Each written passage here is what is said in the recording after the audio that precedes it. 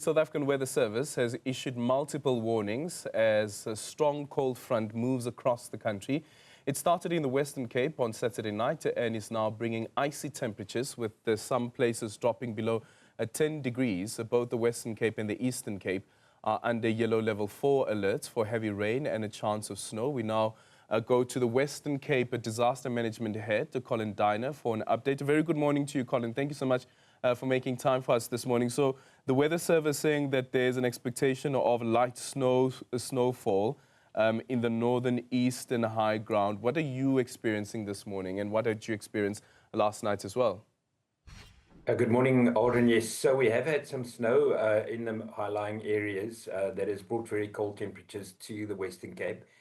We had quite a bit of rain over the weekend, specifically the Elgin-Grabouw area, where we had around 44 millimeters. There was also 36 at Kirstenbosch and Stellenbosch, also quite high.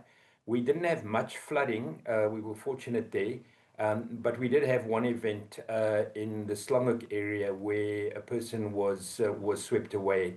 That person is still missing. The police have been still working on trying to locate that person.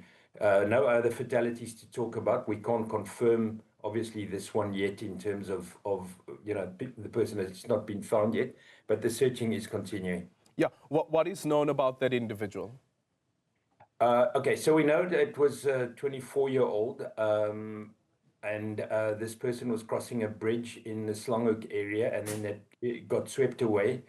The Cape Winelands Emergency Services responded with the Department of Health's Emergency Medical Services, but then by last night, the incident was handed over to the South African Police Services, and the search is still ongoing. Okay, the searches are still ongoing. Then let's quickly speak about the expectations for the next couple of days, or where you stand currently, which you say that the adverse weather that was experienced over the weekend may have now passed. Yes, so the warnings that we received were level 4 warnings for rain, and then there were also lower warnings for the snow and for strong winds. At the moment, it seems as it has passed, where the service has indicated it will start passing today. But I think the cold weather, that will obviously still remain for quite a while with the snow that we've got. We don't have any warnings going forward through the week. But yes, we will take obviously whatever the weather services gives us and work with that. Yeah. Then speak to us about some of the contingency measures that were put in place, especially for over the weekend and leading up to today and possibly tomorrow. Yes, so, we have, this is our storm period. So over the last 2 years, we've had 5 massive storms which were declared disasters. We fortunately haven't gone there this year yet, but we do put together a winter readiness plan, which includes, everybody that is involved. That would be from the acute phase, where you have your rescue services, the recovery phase, where we bring in social development to assist with humanitarian work, and then obviously all our NGO partners who come in as well. And then our engineering department from the Department of Infrastructure, which is critically important. They come in, they've been with us, monitoring the roads, looking at the minor floodings we've had, particularly on the N1, and they ensure that the roads get kept open, so that we, if we do have to move emergency services, you also don't want a lot of people on the roads. So it's a very involved plan with many role players that we roll out at the beginning of every winter, and then what happens as we get these warnings, we will just ramp up that state of readiness. Yeah, and then in terms of heating devices that are used during this period, what's your advice to residents, and more especially people who live in informal settlements? Yes, I think the crucial thing is to keep an eye on them. The fires that we do get, and we've done a lot of research around this in informal settlements, are generally very early in the morning. So sort of after 2 in the morning, and then what we get is informal housing.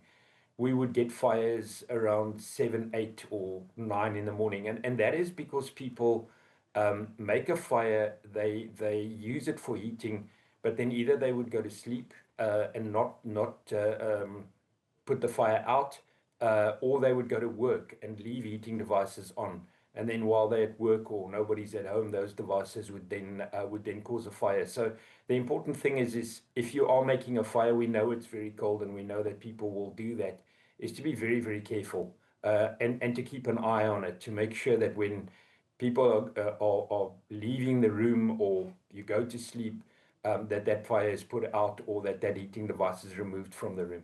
Yeah, and just finally, still sticking with that story with fires, in KwaZulu-Natal, we've seen that with some informal settlements, they have so-called smoke detectors that are able to alert the emergency services that, hey, listen, there's smoke that has been detected at a certain informal settlement that improves the response time. Is this something that's being used in the Western Cape as well? Yes, it originated in the Western Cape about 12 years ago. So what we found was with informal settlements, the thing that kills people more than the fires is the smoke. So you have a smoke buildup, and by the time the smoke has got to such a point where it affects a person, you're not able to move, and then you die from smoke inhalation. So we did a lot of research at Stellenbosch University, and we found a smoke detector. So the smoke detector is not really linked to the emergency services for faster response, but what it does do, it alerts the person in the shack and then also the shacks around, because it makes a really loud noise. And then people can at least evacuate and call the emergency services. And we've done a rollout now for several years, and the advantage, we don't have empirical evidence, but we have found that where these smoke detectors are installed, we have not seen a shack fire death yet, over this period, and we're continuing the program. Well, that's good news. But thank you so much for making time for us this morning.